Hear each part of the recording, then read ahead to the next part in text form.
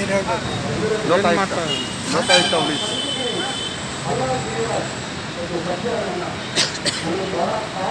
ಈಗ ಚಳುವಳಿ ಎಲ್ಲ ನಡೀತಾ ಇರೋದು ಭ್ರಷ್ಟಾಚಾರ ಈಗ ಮುಟ್ಟಿದೆ. ಹಾಗಾಗಿ ಭ್ರಷ್ಟಾಚಾರ ನಿರ್ಮೂಲನೆ ಆಗಬೇಕು ಅಂದರೆ ನ್ಯಾಯವಾಗಿ ಕರ್ನಾಟಕದಲ್ಲಿ ಹಿಂದೆ ಏನಿತ್ತು ಲೋಕಾಯುಕ್ತ ಅದು ಜಾರಿ ಆಗಲೇಬೇಕು. ಅದಾಗಲಿಲ್ಲ ಅಂದರೆ ಭ್ರಷ್ಟಾಚಾರ ನಿರ್ಮೂಲನೆ ಮಾಡಲು ಸಾಧ್ಯ ಇದೆ. ಈ ಮೊನ್ನೆ ವಿಶ್ವನಾಥರವ್ರದ್ದು ಸ್ಟೇಟ್ಮೆಂಟು ಲೋಕಾಯುಕ್ತರು ಇದ್ದಿದ್ದರೆ ಸಿದ್ದರಾಮಯ್ಯವರು ಕೂಡ ಜೈಲಿಗೆ ಹೋಗ್ತಿದ್ರು ಅಂತ. ಇದರ ಅರ್ಥ ನಿಮಗೆ ಗೊತ್ತಾಗುತ್ತೆ.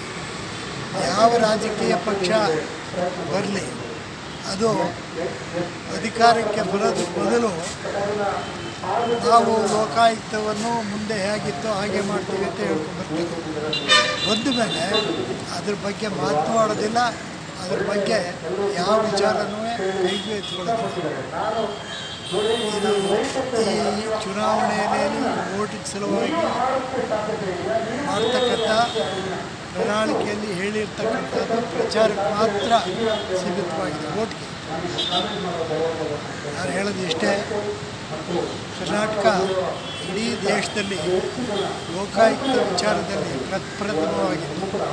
ಹಿಂದೆ ಸಂತೋಷ್ ಹೆಗ್ಡೆ ಇದ್ದರು, ವೆಂಕಟಾಚಲ ಅವರಿದ್ದರು. ಲೋಕಾಯುಕ್ತವನ್ನು ಭಾಳ ಇಂಪ್ರೂವ್ ಮಾಡಿದ್ರು, ಒಳ್ಳೆಯ ಆಡಳಿತ ಕೊಟ್ಟರು. ಮುಂದೆ ಸರಿಯಾದವರು ಲೋಕಾಯುಕ್ತಕ್ಕೆ ಬರಲೇಬೇಕು. ಲೋಕಾಯುಕ್ತರೇ ಆಗಲಿ ಉಪಲೋಕಾಯುಕ್ತರೇ ಆಗಲಿ ಸಮರ್ಥರನ್ನು ರಾಜ್ಯ ಸರ್ಕಾರ ನೇಮಿಸಬೇಕು. ಶಿವರಾಜ್ ಪಾಟೀಲ್ ಇದ್ದರು, ಅವ್ರು ಒಳ್ಳೆ ಕೆಲಸ ಮಾಡ್ತಿದ್ರು. ಅದು ಯಾವುದೋ ಒಂದು ಸೈಟು ಅದೇನೋ ಆಗಿದೆ ಅಂತೇಳಿ ಅವ್ರ ಬಗ್ಗೆ ಇಲ್ಲ ಸಲ್ಲದೆಲ್ಲ ಮಾಡಿ ಅವ್ರು ರಾಜೀನಾಮೆ ಈಗಿರ್ತಕ್ಕಂಥ ಲೋಕಾಯುಕ್ತರು ಕೂಡ ಒಳ್ಳೆ ಕೆಲಸ ಮಾಡ್ತಿದ್ರು. ಅವರಿಗೆ ಅಧಿಕಾರ ಏನಾರು ಬದಲಾಗಿ ಇದ್ದಿದ್ದರೆ ವೆಂಕಟಾಚಲವರಾಗಲಿ ಸಂತೋಷ್ ಹೆಗ್ಡೆ ಅವರು ಏನು ಮಾಡಿದ್ರು ಅದೇ ಥರ ಒಳ್ಳೆ ಕೆಲಸ ಮಾಡಿ ಒಳ್ಳೆ ಆಡಳಿತ ಕೊಡ್ತಾರೆ.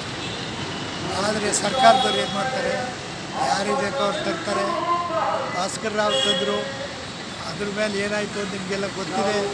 ಹೀಗೆಲ್ಲ ಆಗಿ ನಾನು ಹೇಳೋದಿಷ್ಟ, ಸರ್ಕಾರ ICT ಅನ್ನೋದನ್ನು ಅಬಾಲಿಷ್ ಮಾಡಿ ಲೋಕಾಯುಕ್ತರನ್ನು ಮೊದಲು ಹೇಗಿತ್ತು ಹಾಗೆ ಮಾಡಿ ಪ್ರಿವೆನ್ಷನ್ ಆಫ್ ಕರಪ್ಷನ್ ಅಂತೇಳಿ ಪೊಲೀಸ್ ಅಧಿಕಾರ ಇದೆ ಅದನ್ನು ಲೋಕಾಯುಕ್ತರಿಗೆ ಅಟ್ಯಾಚ್ ಮಾಡಿ ಮಾಡಬೇಕು ಅಂತ ಹೇಳಿ ನಾನು ಕರ್ನಾಟಕದ ಜನತೆಯ ಪರವಾಗಿ ಕರ್ನಾಟಕ ಸರ್ಕಾರವು ಜನತೆ ಒಳ್ಳೆಯದಕ್ಕೋಸ್ಕರವಾಗಿ ಈ ಮಾತನ್ನು